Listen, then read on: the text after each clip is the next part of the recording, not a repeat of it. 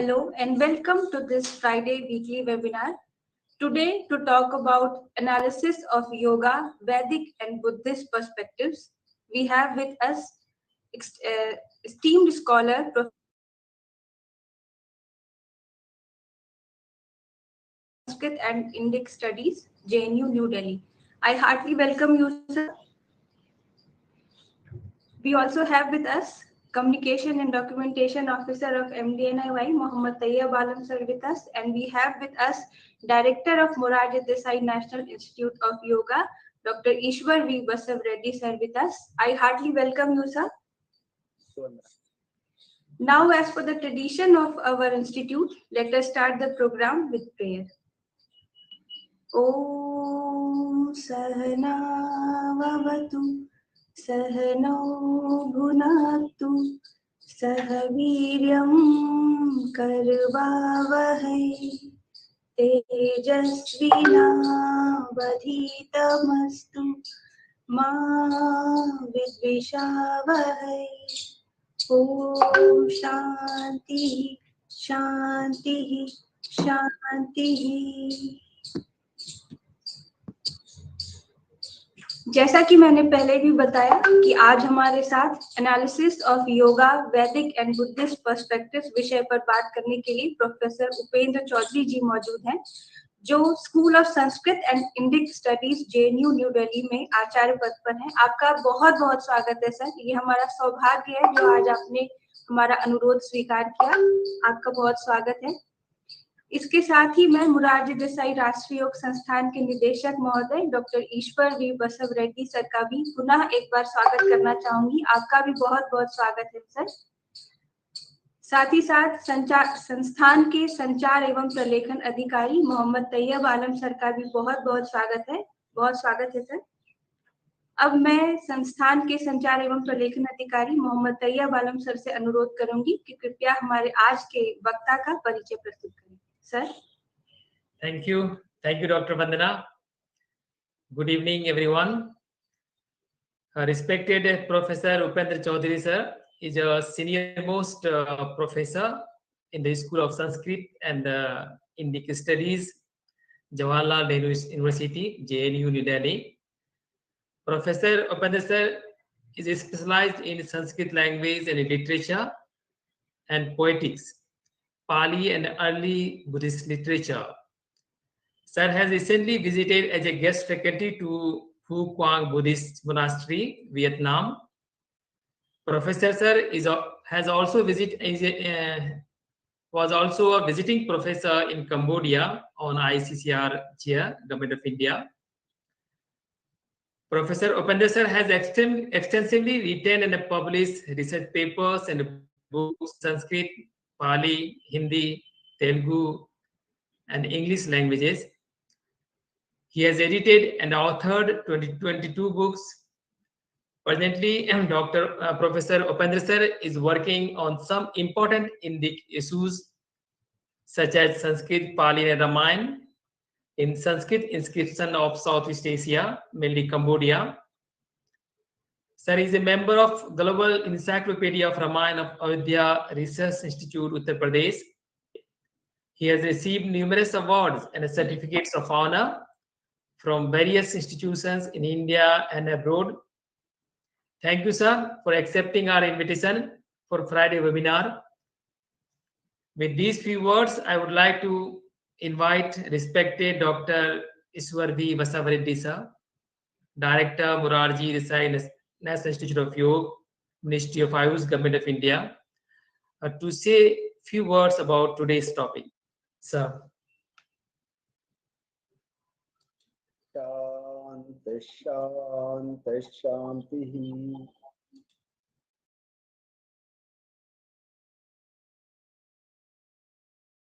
Respected Professor Upendra Chowduri ji,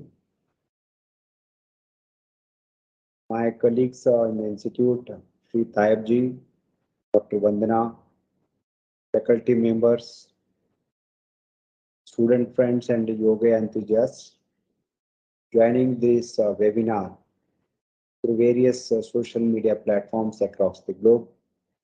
My pranams to all. It gives me a great pleasure to say a few words about Professor Upendra ji. He is a very well-known scholar and very well-known figure in the JNU. So we met in some meeting in JNU. Professor Upendra ji might be known. And today is a very special occasion for me to welcome him on my own behalf, his personal behalf, and because I have a lot of respect for Professor Upendra Chowduri ji. And it's our privilege today to listen to him, and the topic is very, very important. We can see the synthesis of yoga by Maharishi Aurobindo and many such great literature. But Professor Chowduri ji is talking on analysis of yoga from the Vedic and Buddhist perspectives. It's a two broad subjects. I'm very interested how he can analyze, put forward his subject in these two big events. It's not only Vedanta, it's from the Vedic perspective and Buddhist perspectives. Now, from the Vedic perspectives, when you come to both, you can take the Karma Kanda and Jnana Kanda also. Lot of in Karma Kanda we can find many rituals, which in later tantric text and etc. they have quoted that. And in Jnana Kanda, entire all Upanishadic material. So there are all the Upanishads, principal Upanishad, and the Svetashvatara Upanishad also mentioned about yoga and yogic practices in a larger quantity. They are the basic text for any yoga student or yoga enthusiast to understand. Therefore, what the message the Veda gives, the Vedic literature and Vedic principles of healthy living in terms of our present day context are very relevant. So particularly the concept and practices of karma, bhakti, jnana, and later on dhyana are very, very profound. You can there is a lot of mention about karma and dhyana in the Vedic literature. So I do hope that Professor Chowduri, being a Varishtha Acharya of the JNU, will emphasize briefly on these aspects, relating them to the present day context, how relevant these Vedic concepts and principles present day. And Buddha is a very special person for any after Patanjali. In yoga field, everybody after not Patanjali, equivalently with Patanjali, because Patanjali is well known, but many people forget both Patanjali and Buddha, Gautama were influenced by Sankhya.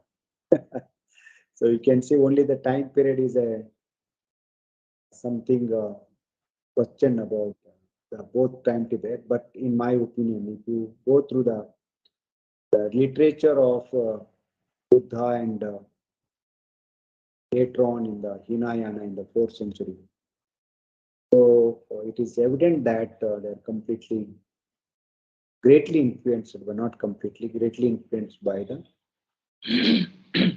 philosophy, which is Nirishwaravada, many people say it, but it's a wonderful philosophy. And now I am a student of physics also. So in physics also we talk about only two things, matter and energy. Here also we talk about Prakriti and Purusha. So Buddha and both Patanjali has taken the yoga to the common people with a very logical formulas. So even starting from the fourth noble truths, the Arya Ashtangika Marga proposed by Buddha and Ashtanga Marga of Patanjali are very relevant, and in my opinion, they are the true Indian psychology. There is small difference between the presentation, but both these texts, but here we are not talking about Patanjali, but Buddha, Arya Ashtangika Marga is very, very relevant. And now today everybody talk about Vipassana, very fundamental meditative technique which has been taken from the Buddhist teachings. So many of the entire world and many nations are followed the Buddha teaching and especially the yoga of Buddha. So I am the profound lover of both, equivalent lover of both Patanjali and Buddha because they are scientific in nature. So, but they go beyond science. They will not confine to only experimental basis, but their teachings are more than scientific. That's why they are very relevant in the past and present, also going to be relevant in the future. On this background, I do hope that Professor Chowduri ji will bring forward the analysis of yoga in Vedic literature and also in the Buddhist literature for our students and faculty. And I do hope, sir, it is one of the monumental lecture we'll record and will display, and also will publish the small monograph on Friday lectures, completing 52 days of 52 weeks. We're going to publish it as a monograph. With these few words, Professor Saab, again, my thanks, heartfelt thanks to you, and hope to see you in person and a bigger collaboration with your department and our institute in the days to come. Thank you very much. Now I invite Professor Upendra Chowduri ji to deliver a talk on the topic analysis of yoga, Vedic and Buddhist practice. Professor Upendra Chowduri. Thank you very much. Hope you can listen to me. Yeah. I'm glad to participate and give a talk at the Morarji Desai National Institute of Yoga under the Ministry of Ayush, Government of India. And my humble namaste, namaskaras to the director Basavaraddi ji and also Vandana ji and Aslam ji, and my student Arpit Dubey also is maybe working there. To him also, everybody.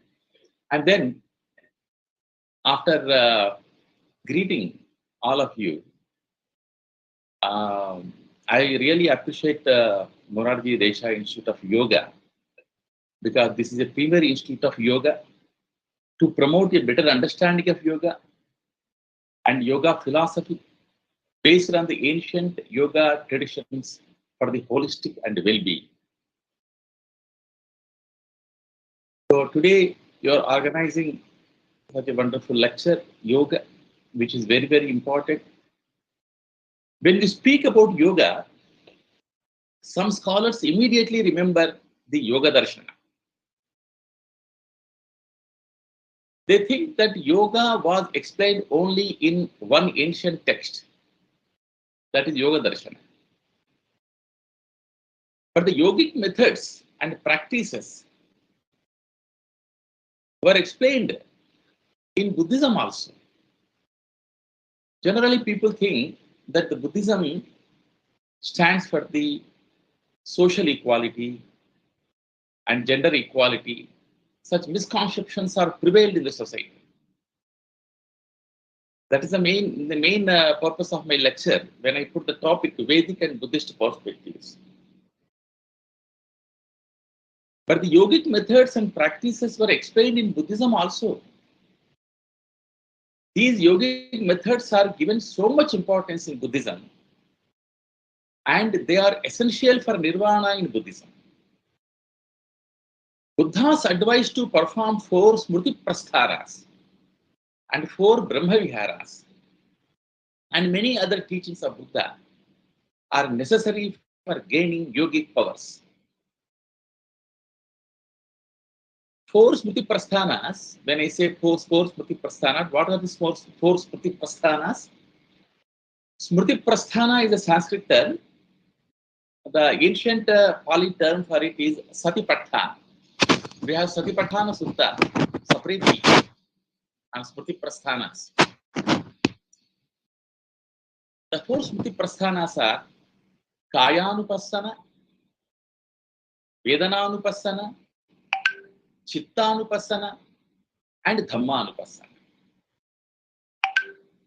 So this is how Buddhism, now slowly I introduce you how Buddhism, how Buddha particularly, not Buddhism, Buddhism also you can say, but particularly Bhagavan Buddha, how he has given importance to the yoga.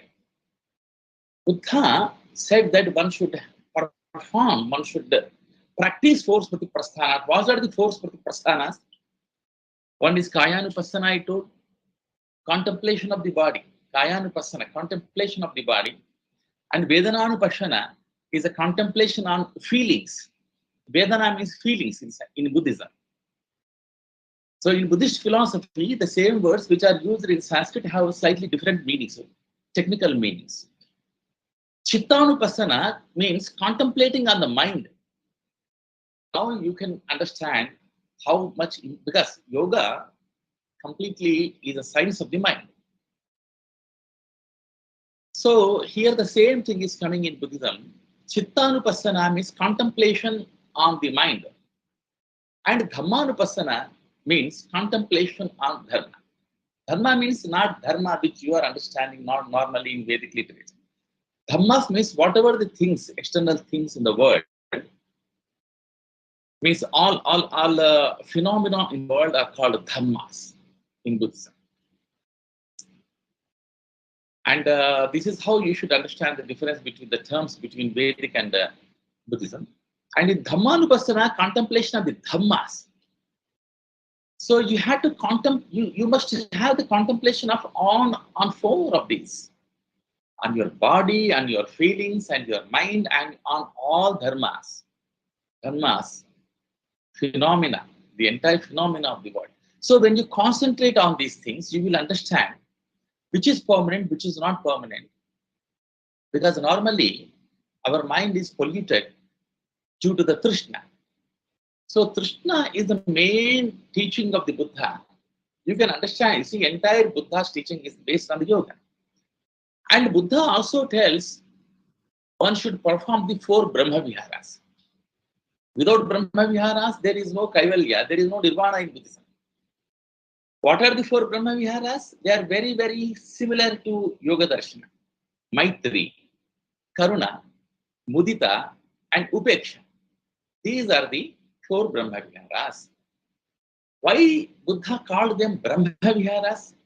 Brahma Viharams, is it related to Lord Brahma? No. In Sanskrit, Brahma means wide and very huge. That is the primary meaning of this word Brahma. So Maitri, because these viharas are Brahma Viharas, means one should roam in these viharas. These viharas are very, very huge and wide viharas. Maitri is such a thing. Maitri, friendliness, the feeling of friendliness. Buddha says very clearly, Nahi verena verani sammanti dha kudachanam, averena cha sammanti yesa dhammo sanantam. So Maitri, one should have the feeling of Maitri, friendliness, because with the friendly feeling only, enmity will go away in the world. Enmity cannot be pacified by the enmity. And second is the Karuna. One should have the compassion. The entire Mahayana literature is full of Karuna, is based on the Karuna. In Madhyamika Buddhism, Shantideva writes about the Karuna because the person who develops this Karuna is Bodhisattva. In order to become Bodhisattva, you need Bodhicitta, and Bodhicitta comes through Karuna only. And Mahakaruna, Buddha was called Mahakaruniko Nadho. Buddha had a great compassion on the world. One should have the compassion on the fellow beings and on the animals, on the trees, and the entire world one should have the compassion. And then mudita. One should be satisfied, contentedness. Whatever he is having. Whatever he is having, he should be contented. Because in Sanskrit, there is a verse. Who is a poor person? Somebody asked, who is a poor person? Somebody replied that Sahi bhavati daridro yasya trishna vishala. The person, that person is a poor person who is having more and more desires. Then who is a rich person? Who is content, who is having contentedness, who is satisfied in his life. He is a rich person. So this is the yoga. All these are the parts of the yoga. And is what Buddha was saying. And then fourth one is upeksha. Upeksha means being neutral. Many times you need this upeksha bhava. Somebody is killing. You see, in other country, many people are being killed. What can you do sitting here? You should have the feeling of upeksha. Through all these four things, your mind becomes purified. It will be concentrated. So, not only this, Ashtanga Yoga taught by Patanjali, Sage Patanjali. Just now our director was telling, the Sage Patanjali, the great Patanjali, because he has given the great Shastra, Yoga Shastra for us. There are three Patanjalis in Sanskrit. Yogena Chittasya Padena Vacham Malam Sharirasya Cha Vaidyakena Yopakarottam Pravanam Muninam Patanjalim Pranjali Ranatosmi. So in this way, there are three Patanjalis according to our tradition, but this Patanjali who wrote Yoga Darshana is a great person. And not only these things, these similar Smriti Prasthanas and Brahma Viharas, not only this similarity, we have Ashtanga Yoga taught by Sage Patanjali and the Arya Ashtanga Marga, Noble Eightfold Path propounded by the Lord Buddha, bear similarity. So much similarity. They are also 8. Here also 8. Ashtanga Yoga and Arya Ashtanga Marga. Here, Arya Ashtanga Marga, you can find most of them are included in Yama and Niyama. So the term yoga is formed by the root. How this term yoga is formed? It is formed by the root, yuj in Sanskrit, which stands for yoking or being yoked. By this root only yojana, such words are yojanam, yojana, such words are formed in Sanskrit. That means yoking, joining. Thus the word means the joining or yoking. But this meaning is just the abhideyartha. This is the direct meaning of the yoga only. And this following this meaning only, yoga refers to the, following this direct meaning only, yoga refers to the union of the self with the absolute. What is the union in yoga? Self with the absolute. Atma Paramatma yoga. But the technical sense of the yoga is samadhi. Vyasa in the Bhashya of Yoga Darshana says yoga samadhi. Yoga means samadhi. According to Buddha, this yoga is to yoke oneself to wholesome actions. So you have to yoke, you should join to which? To wholesome actions, kushala karmas. Still, unyoking is essential for a propagation of the path of the dharma. You should also, yoga is used in two meanings. You should have yoga, unity, you should have disunity also. So Buddha says, hitva manusakam yogam. Here he is using in negative sense. One should leave, abandon the yoga, he says. But what kind of yoga, he says? Manusakam yoga means abandoning the human bondage. Human bondage, one should abandon the human bondage and also celestial bondage, and releasing from all kinds of bondages. A person can be called Brahmin. Sabba yoga visamyuttam tamaham brumi brahmanam. Sabba yoga visamyuttam. Here actually he is using the yoga word in the meaning of attachment.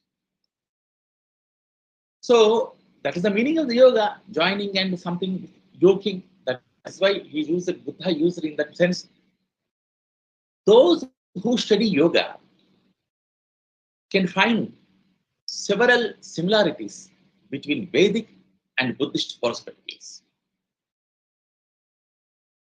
When we say Vedic and Buddhist, it doesn't mean that these two are contradictory systems.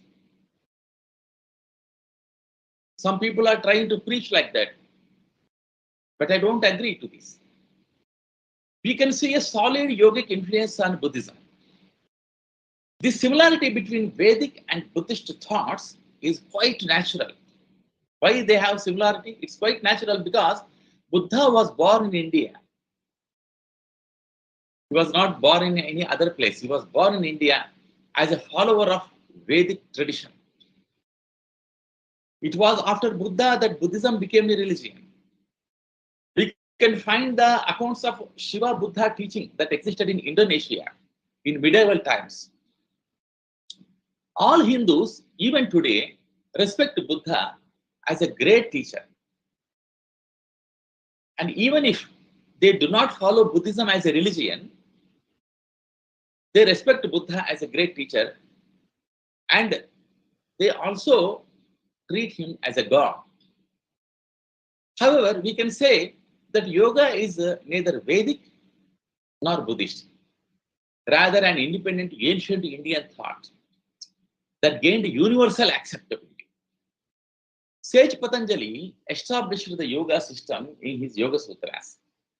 Yet, we can't say that Sage Patanjali only was the founder of the yoga tradition. Just like we can't say that Panini was the founder of the Vyakarana tradition, because there were other grammarians also before Panini. Having accumulated the material, Panini wrote Ashtadhyayi. In the same way, Patanjali also, having accumulated a lot of material from ancestors, has composed his Yoga Darshana, which became very popular. Sage Patanjali had compiled the yogic teachings that existed long before him. That is evident by the Bhagavad Gita also. Reflecting upon the older practices of yoga, Sage Patanjali impeccably explained yoga in his Yoga Darshana. Sage Patanjali explained an eightfold yoga, Ashtanga yoga, emphasizing an integral spiritual development, including the ethical disciplines, yama and niyama, and then asana, postures, pranayama, breathing exercise, pratyahara, control of the senses, dharana, concentration, dhyana, meditation, and samadhi, absorption. But many so-called yoga practitioners producing videos, talks, and CDs on yoga are considering a shallow approach to yoga, because they are limiting yoga to the body only. But the yoga is beyond this. Most of these yoga masters today are not studying Bhagavad Gita and Yoga Sutras. That I have seen around the world also when I visited other countries also. They don't have any understanding of Bhagavad Gita or Yoga Darshana, but they have yoga centers. One has to understand Bhagavad Gita's teachings on yoga. And one has to know why, for centuries, Gita has been considered the essential textbook on yoga. It is called Yoga Shastra. In the end of every chapter, you can find it is Srimad Bhagavad Gita Su, Upanishatsu, Brahma Vidyaya, Yoga Shastre, Sri Krishna Arjuna Sambade. You can find such Yoga Shastra. So Bhagavad Gita is a great Yoga Shastra. Some Western scholars have expressed wrong views, because I studied some books. They criticized Yoga Darshan. They criticized Patanjali. They expressed wrong views about the Yoga Sutras, which are beyond their level of understanding. They often used awkward words, exhibiting their ignorance. They tried to divide the ancient Indic yoga tradition into Buddhist and Vedic. They believe that sutras, Yoga Sutras of the Patanjali, Maharshi seem to be mysterious sometimes. And they say that some of the Patanjali Yoga Sutras cannot be understood without the Buddhist background. They criticized some of the great Sanskrit commentators, including Vachaspati Mishra, and said that Vachaspati Mishra misunderstood some Yoga Sutras because he had lost the awareness of Buddhist thought. But this is not the correct view. By saying like this, they are exhibiting their own ignorance, because they are thinking the basic concept behind this, when they said like this, is they are completely dividing Vedic and Buddhist perspectives. Whereas we cannot divide like that. Both are same. Yogic tradition should be traced back to the oldest Indian text, Rig Veda, which speaks about the yoking of our mind with the supreme soul. Sage Varishtha, Yajnavalkya were the early teachers of yoga. Varishtha and Yajnavalkya were the earliest teachers of the yoga. In Bhagavad Gita, it is mentioned that Lord Krishna himself was a great yogin. Before Yajnavalkya and Varishtha, Krishna was a great yogin. That's what I am trying to say. And he was great yogin, and Bhagavad Gita sung by him is naturally a yoga shastra. The techniques for teaching yoga embrace all the Indian spiritual systems, including Buddha Dharma. Here is an important observation with regard to yoga described in Buddhism. What is that? The Buddhist masters cautioned that Hatha Yoga's influence on physical practices is a dangerous fascination with the body. Because when you limit the yoga to the body only, up to the level of body only, that means you have fascination on your body, and this is a dangerous fascination with your body. Because according to Buddhism, body is impermanent. According to Vedic religion also, Vedic literature also, the body is not, because according to Buddhists it's more, because they are Kshanikavadins, Anityatavad. Means they said, Buddha said everything is Anitya. So that is why they have cautioned that don't limit the great yoga up to the body only, because according to Buddhism, body is impermanent and destined to decay. Therefore, one must overcome the tanha, Krishna, including the body consciousness. See, but body is very important. Kalidasa says in Kumara Sambhava, Sharira Madhyam Khalu Dharma Sadhanam. One cannot ignore the body. But that should not be your ultimate goal. So in this way, when Buddhists said like this, we cannot say them as Nastikas. They are not atheists at all. Buddha was not atheist at all. It is wrongly portrayed that Buddha was atheist. And Buddha Darshana was wrongly kept in Nastika Darshana list. It is very, very wrong, because very clearly they are telling that body is not permanent. Think about the permanent things. That is what Buddha says. In India, yoga has been an admirable form of application through the ages. In the Vedic period, yoga was used for yoking, joining, or tying together. In the course of period, this meaning began to imply fixing the mind upon an object.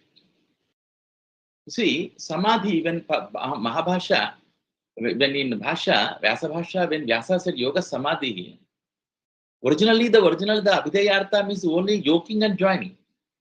But in course of period, this meaning began to imply fixing the mind upon the object. But that meaning is not primarily coming in the yoga. In a passage in the Kathopanishad, yoga stands for control of the senses. See, now you can find in Kathopanishad time only. The meaning of yoga slowly transformed. And there you can find Yoga stands for the control of the senses and the calming of the mind. We can find the yoga discussion in Bhagavad Gita. Bhagavad Gita is the ultimate spiritual scripture of the Indian philosophy. It reveals the efficacy of yoga in a simple way. Bhagavad Gita shows the path to many problems in our life. It releases us from the pangs of material existence, consisting of the endless cycle of birth and death, and gives us a spiritual platform. Bhagavad Gita must be studied by all people belonging to all religions.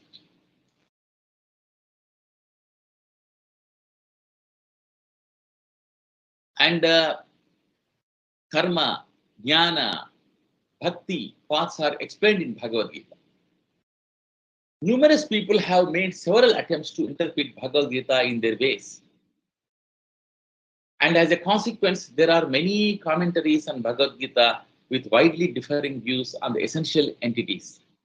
Advaitins, Vishishtadvaitins, and Dvaitins, and Vedanta school of the Vedanta school.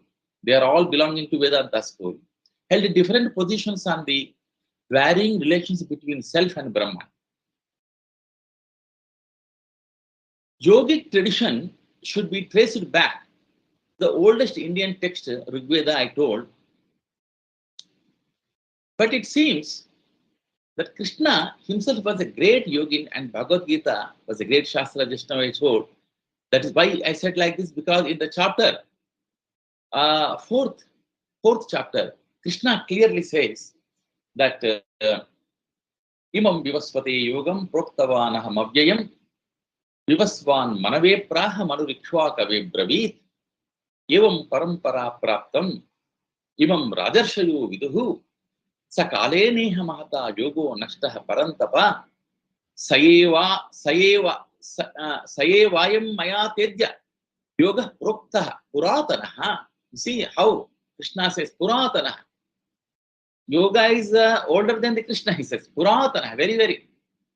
Not older than the Krishna, but he says, because Krishna is older than everybody, but he's as older as Krishna. Puratana, bhaktosi me sakha cheti rahasyam hetaduttamam. Here, Krishna informed Arjuna that the science of yoga was initially given to the earth, given to the sun. First, he has given to the sun, Vivaswan. The sun explained it to the Manu. Manu explained it to the Ishwaku. And in that way, by disciple succession, this yogic science has been coming down from times immemorial. But over time, it was lost. Krishna used the word yoga many times in Bhagavad Gita. He advocates for actions being fully established in yoga. Yogastha kuru karman, he says. Be established in the yoga and do the actions. Yogastha kuru karmani Sangam Tyaktva Dhananjaya Siddhya Siddhyo Samo Bhutva Samatvam Yoga Uchat.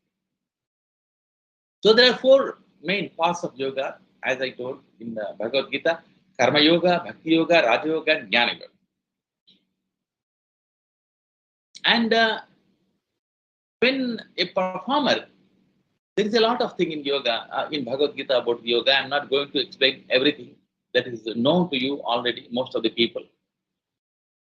So, in course of time, to the performer of the yoga, 8 siddhis will come. These siddhis are Anima, Mahima, Garima, Laghima, Prapti, Prakamya, Ishatva, Vashitva. They are the great siddhis. So, I am not going to elaborate the siddhis also because we don't have much time.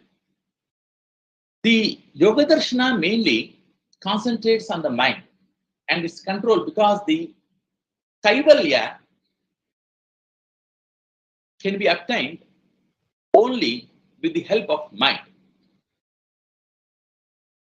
That is the what Yoga. That is why Yoga Darshana emphasizes on the mind. Kaivalya through the mind. That is why he said first you stabilize or balance your mind. Sage Patanjali therefore begins his treatise with a Yoga Sutra, Yogaschittam chitta vritti nirodha.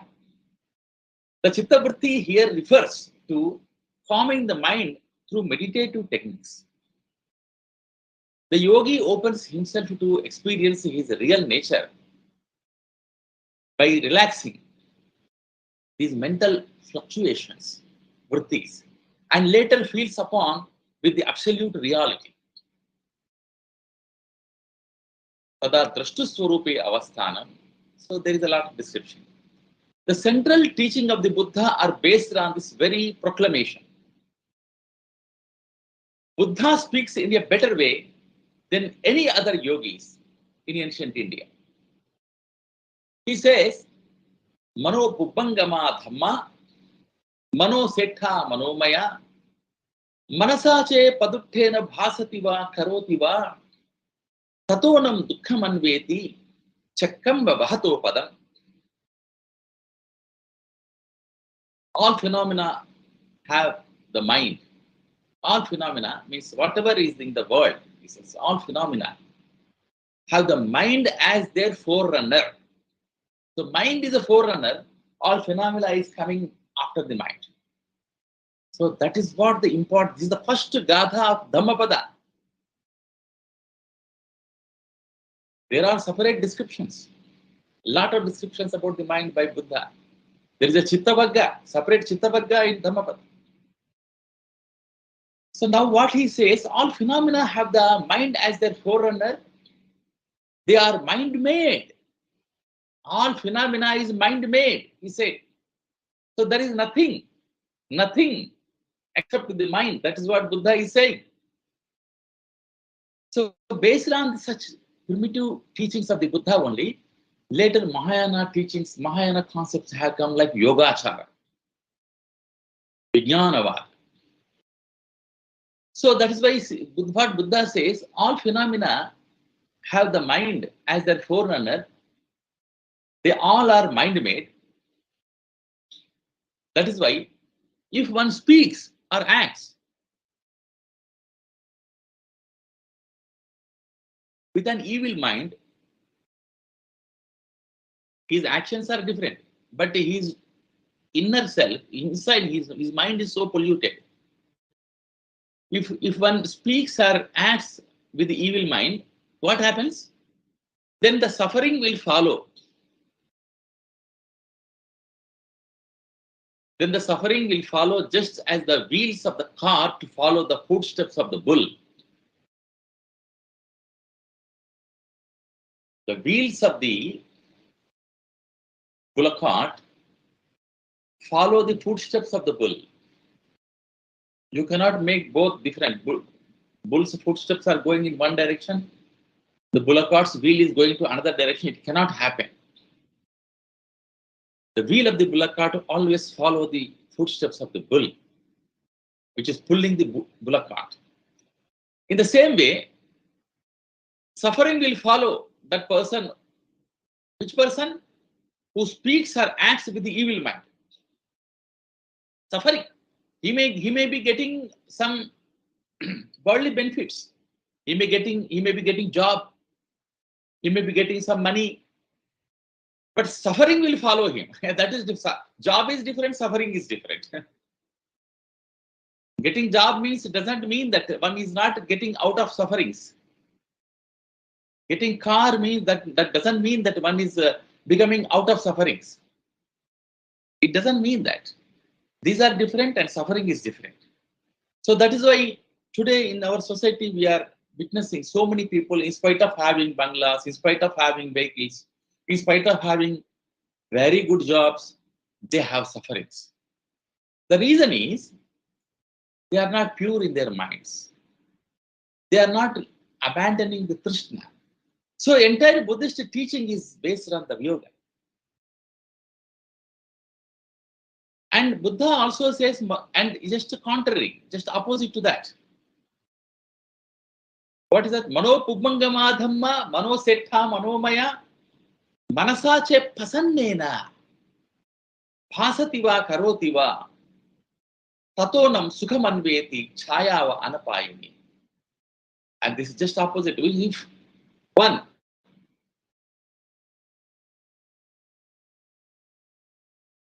acts or speaks with purified mind, not evil mind. If a person acts or speaks with purified mind, then what happens? Happiness follows. Happiness follows like one's own shadow. Chayeva anapayini, like one's own shadow. You cannot get rid of your shadow. Shadow will follow you. If you are going in sunlight, you cannot get rid of your shadow. It follows you. In the same way, happiness follows him. It cannot leave him. But whom? The person who speaks or acts with purified mind. So here also again, the person who is speaking or acting with purified mind may be getting some problems in the life. But happiness is getting. Problems, mundane problems or worldly problems, he may lose job. He may be blamed in the society. But happiness he is having. He is getting happiness. So it's a great teaching of Buddha. It's only one gatha. Just two gathas I explained. You can understand how much yoga is hidden in Buddhist philosophy and Buddhist literature. The Pali Sutta Pitaka gives a detailed discussion of the doctrine of the meditation, with the continuing development of the yoga system to its conclusion in the attainment of Nibbana.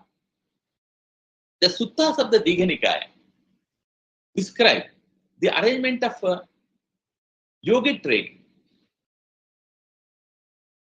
with the three divisions. What are they? Shila, Samadhi, and Prajna.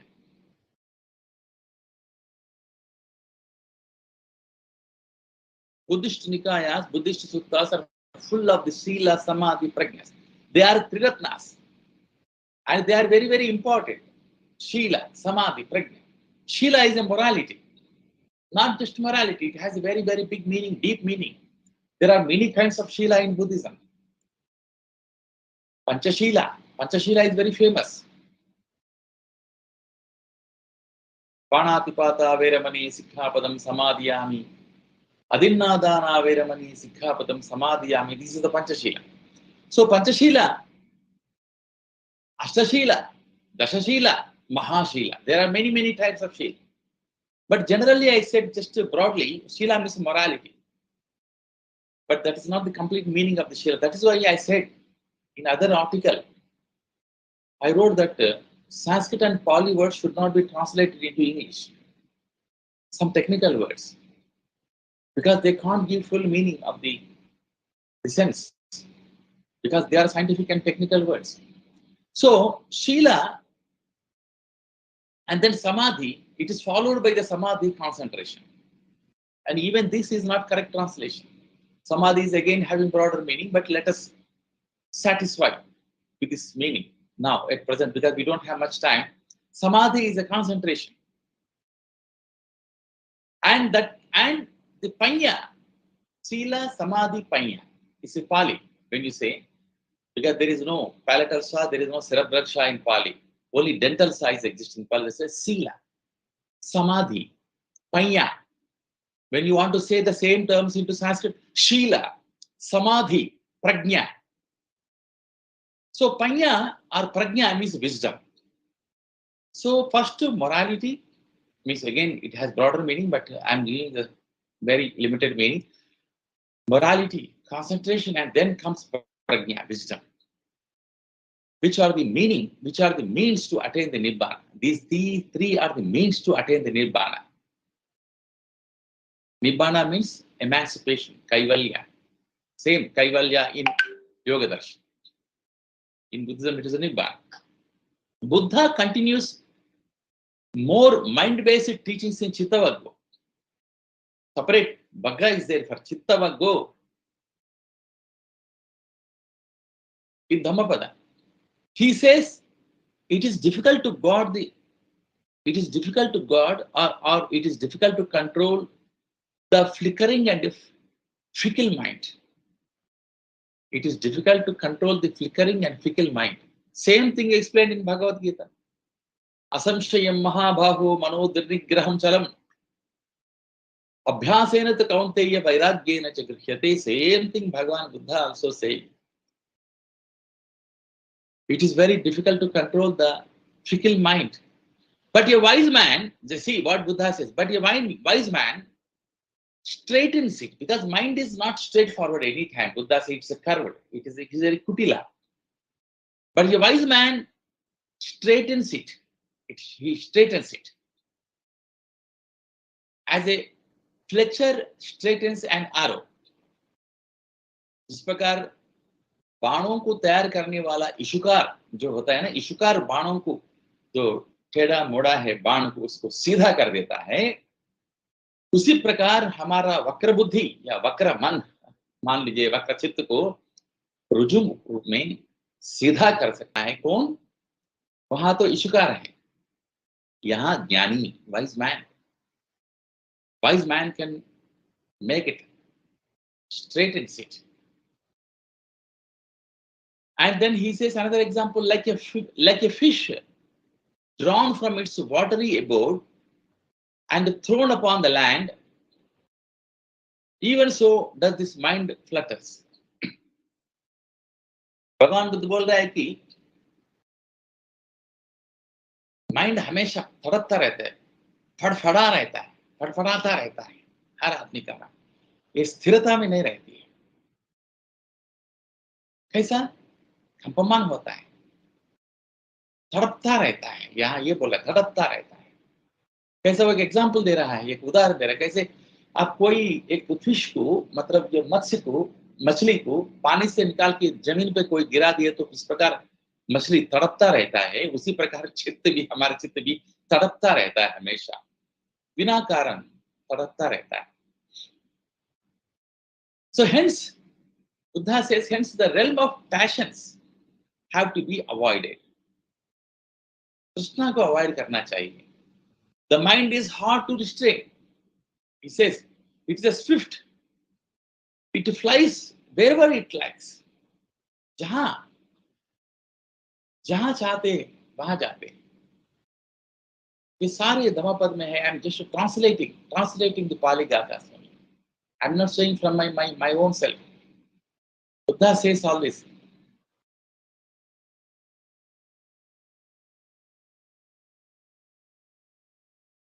I am not remembering the term, but he says that wherever it wants, it goes. Yadhecha gaminam, he says. And it flies wherever it likes. A controlled mind is conducive to happiness, he says. Controlled mind is conducive to happiness.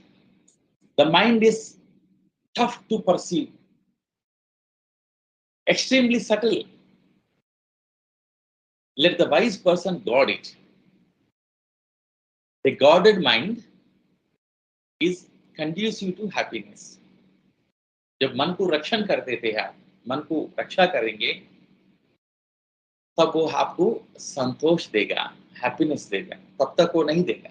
That's what Buddha says. Same thing is explained in Yoga Darshan.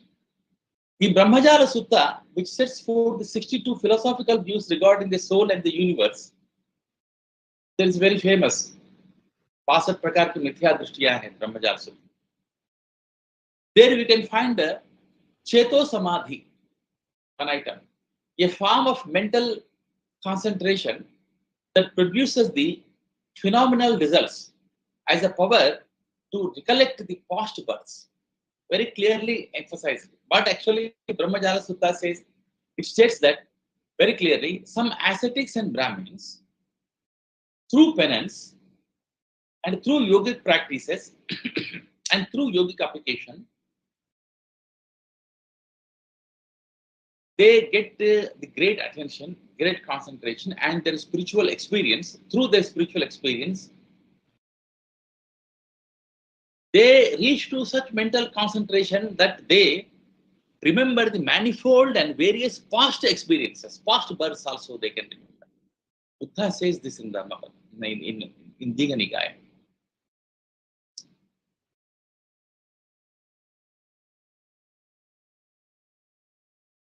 They conclude that, and then after seeing through their mental power, they can see so many births.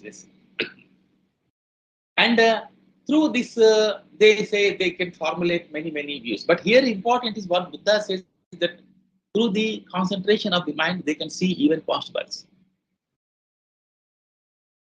In Mahayana Buddhism, the second great school of it is the second great school after Shunyavada.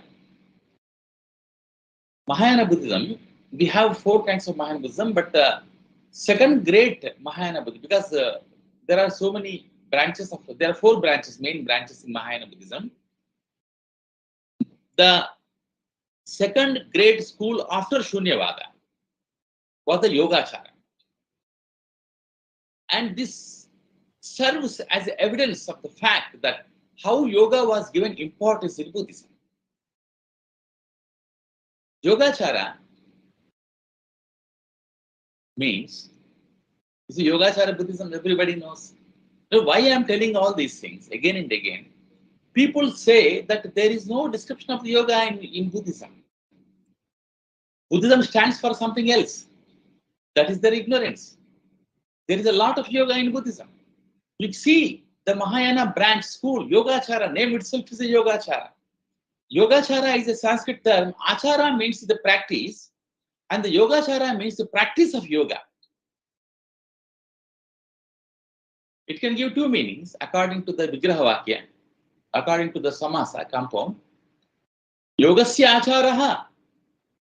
You can say Chashti Tatpurusha, then it gives the practice of yoga. And also it gives the meaning that that person whose practice is the yoga. Yogaha Acharaha Yasya Saha Yogachara.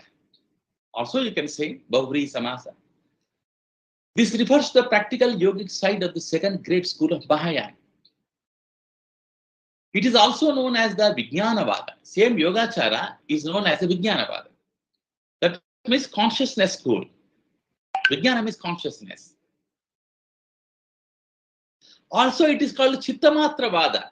You see how very relevant to Chitta, they are giving importance to Chitta. Chittamatravada. Chittamatra means Vijnapti Matra. Vijnapti Matra means mind only school. Mind, they believe only mind is existing. Everything is a mind. Nothing else in the world. Whatever you are seeing is a reflection of your mind. Mind's projection only. There is no world actually, real world.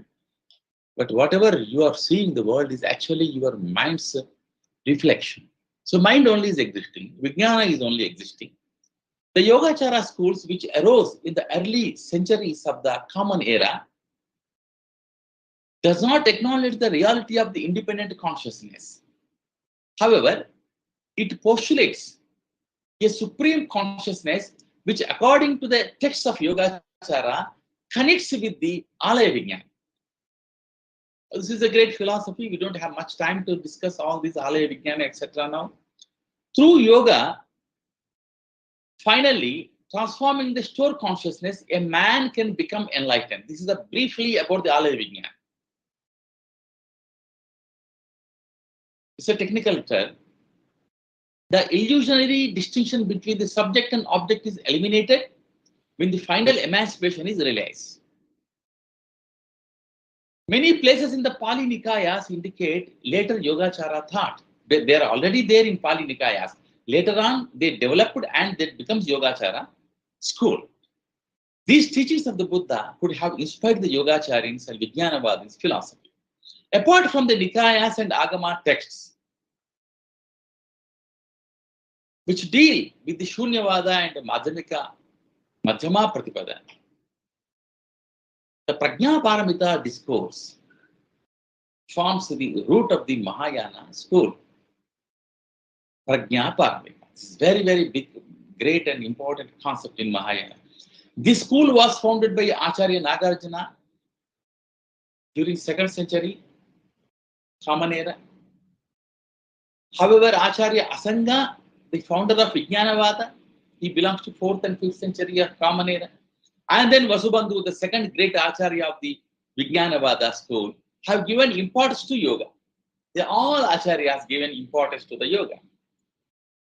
Shantideva, he comes in the 8th century of Common Era, who wrote Bodhicharya Avatara, gave a stress on Bodhicitta.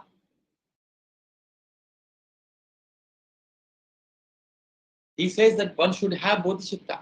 Only then one becomes a Bodhisattva.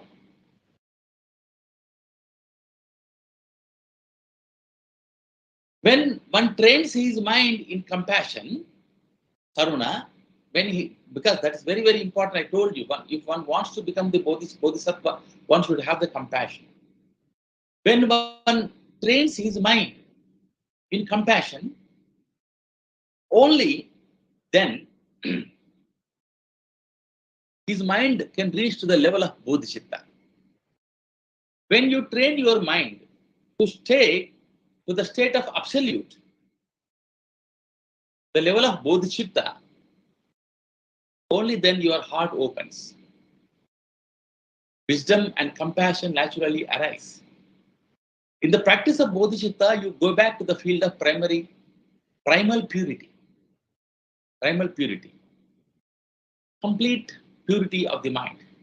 That is what explained in the Yoga Darshana. Your ego will make a tremendous effort to hold to the samsara. You see, we are holding to the samsara, we are attaching to the samsara. What is the reason? Because of our ahankara, ego. Ahankara, the name itself is explaining. Ahankara means due to this ahankara only, which is coming from the nature, primordial nature, Sankhya Darshana says, Mula Prakriti Avikurti Mahadadja, Prakriti Vikrita Yes Sapta, Shodashakastu Vikaraha, na Prakriti na Vikriti Purusha. So this ahankara gives this tremendous, it is giving you the ahankara, your existence, feeling of your existence. And that is giving the tremendous effort to hold to the samsara. When this feeling has come, you are holding to the samsara. Still, if you recognize this and listen to the Buddha's teachings, it will be an excellent support in overcoming difficulties and obstacles.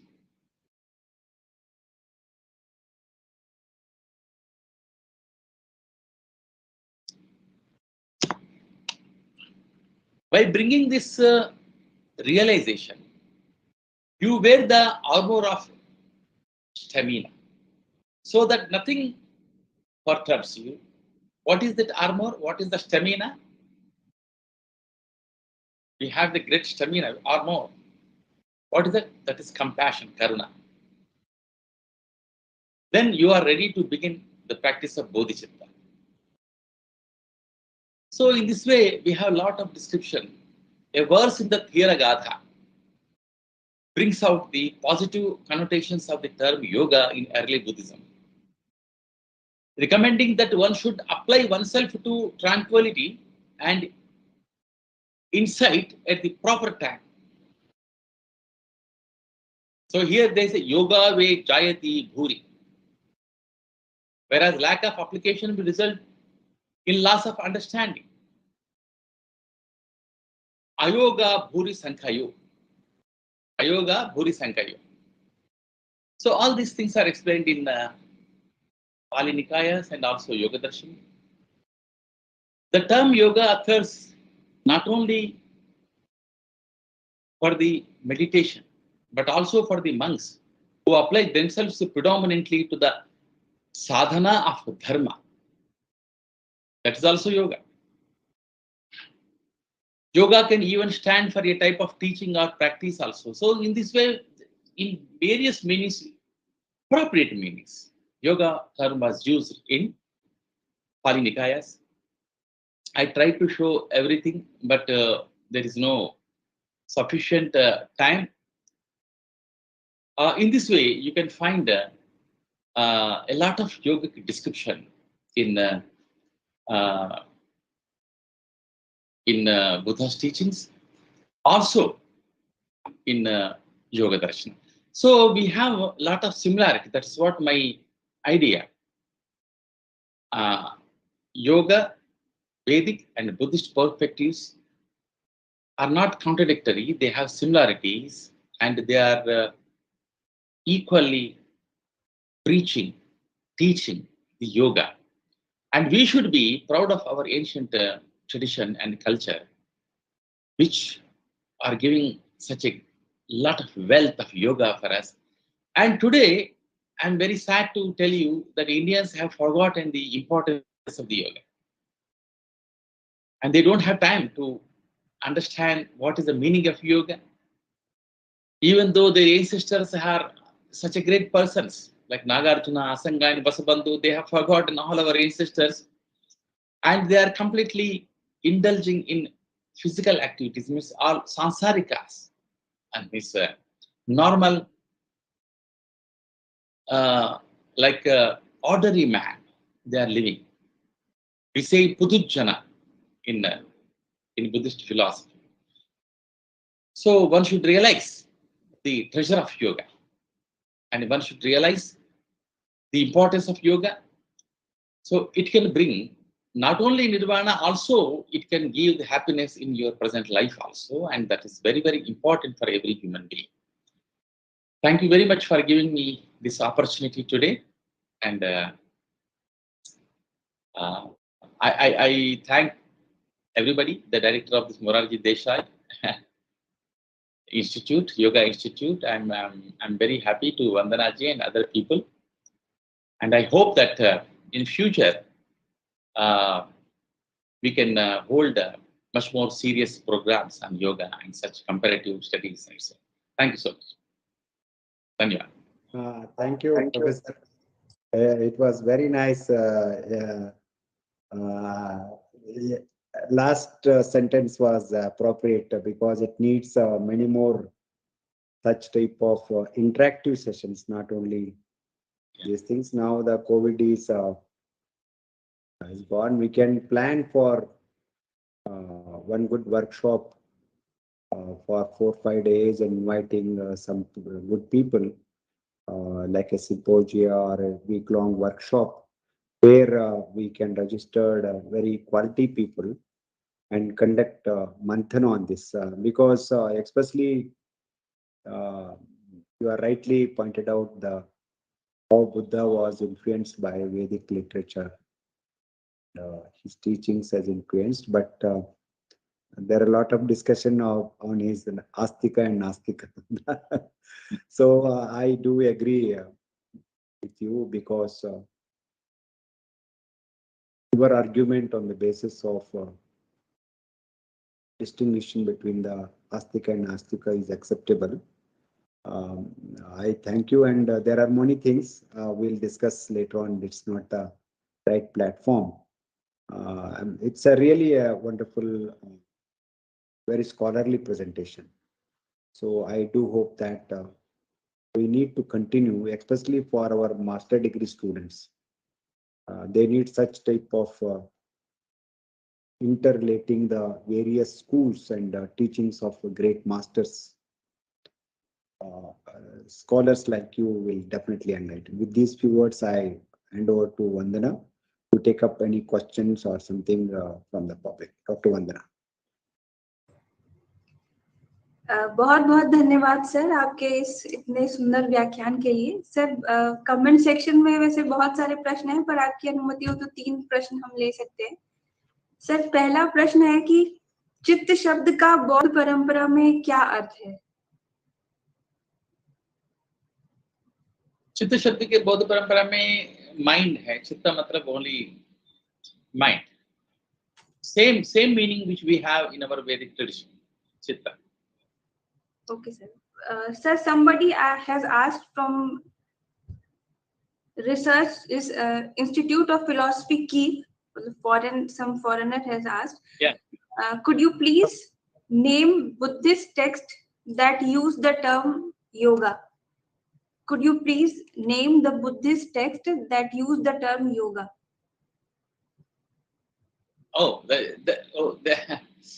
Like there are so many texts, not one text. How can I name? Like Dhammapada. So it's a very, very well-known text, Dhammapada. There is a yoga word repeatedly. And in Yogacara Mahayana Buddhism, like Vasubandhu's, the text of Vasubandhu, and the text of Asanga, they all have yoga words. Not only these, also in Nagarjuna text also, like Mula Madhyamika Shastra, which is by Nagarjuna. Dighanikaya you have the word in Dika Nikaya, in Madhyama Nikaya you have. So in several texts we have the yoga word. Sir एक और प्रश्न है कि अष्टांग योग और आर्य अष्टांगिक मार्ग के मध्य संबंध क्या है? दोनों में संबंध ये है कि अष्टांग योग में जो चीज है जैसे